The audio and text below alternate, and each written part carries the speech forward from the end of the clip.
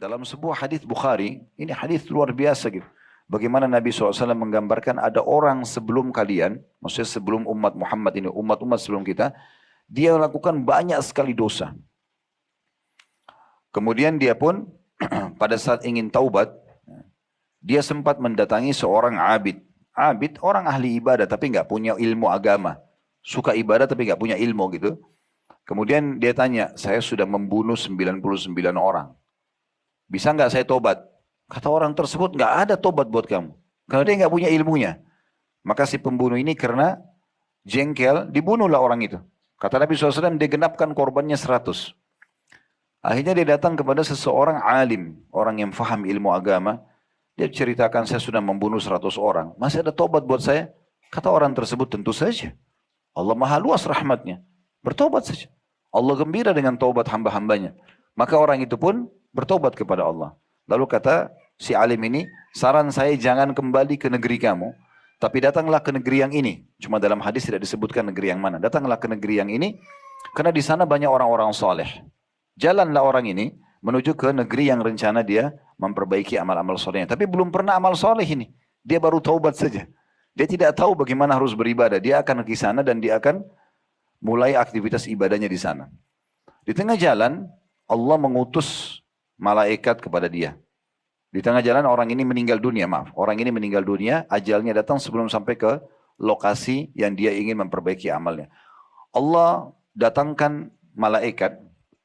Satu malaikat rahmah ini malaikat kasih sayang. Ini akan datang kepada ruh orang-orang beriman kalau meninggal.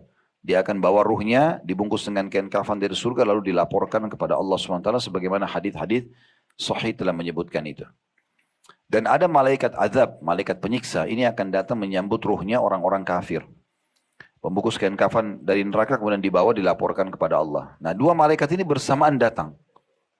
Kuasa Allah Subhanahu wa taala, kata Nabi SAW, dua malaikat ini memperebutkan ruhnya orang ini. Ini dia ikut menjadi ahli surga kah? Karena dia sudah taubat tapi belum beramal soleh, atau dia ikut neraka karena dosanya lebih banyak daripada amal solehnya. Maka kata Nabi SAW, Allah utus malaikat yang ketiga menengahi mereka. Lalu kata malaikat penengah ini apa?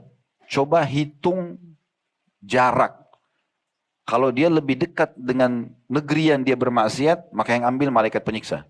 Kalau dia lebih dekat dengan negeri yang dia akan perbaiki amal soleh, malaikat rahmah yang membawanya. Kata Nabi Muhammad SAW, Bapak, Allah membuat jarak menuju ke tempat yang dia mau tobat lebih ya 1 jengkal saja. Sehingga akhirnya dibawa ruhnya oleh malaikat rahmah. Orang ini belum pernah beramal soleh.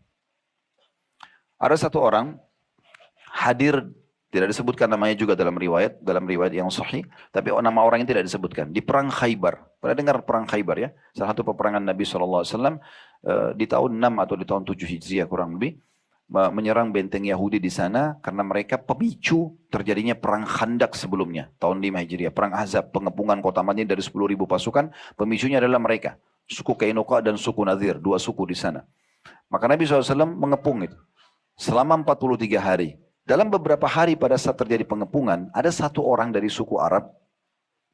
Orang ini teman-teman sekalian, dia melihat, memperhatikan bagaimana umat Islam berperang.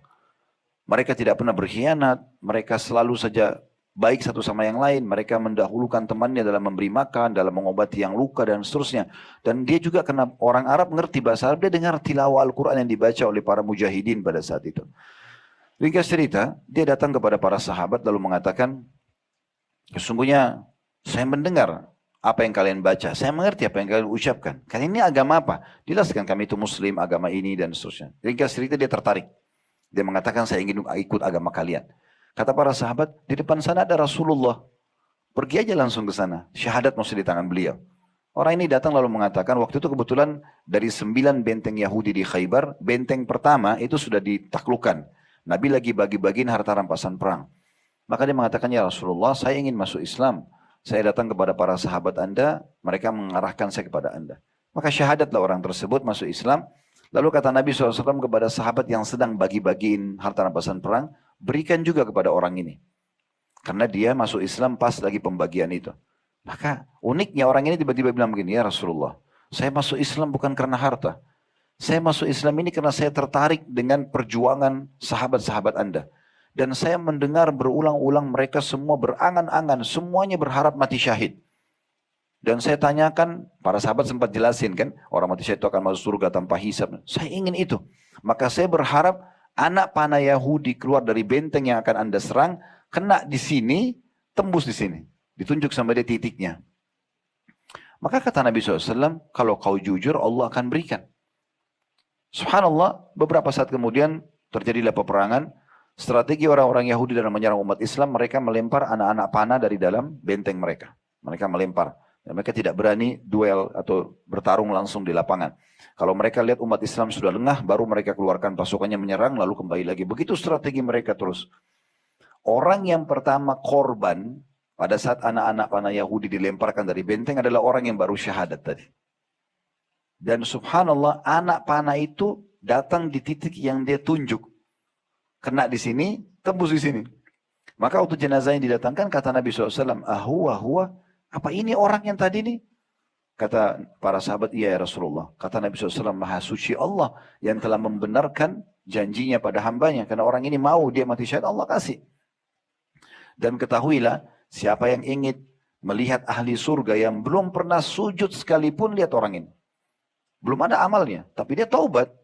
Taubat ini subhanallah tiket VIP. Menghapus semua dosa dan tidak dihitung amal soleh. Karena dosa kosong berarti tidak ada hukuman, otomatis akan masuk ke dalam surga. Walaupun nanti dia secara derajat, tingkatan, fasilitas berbeda dengan orang yang sudah lama beramal soleh. Tapi ini luar biasa.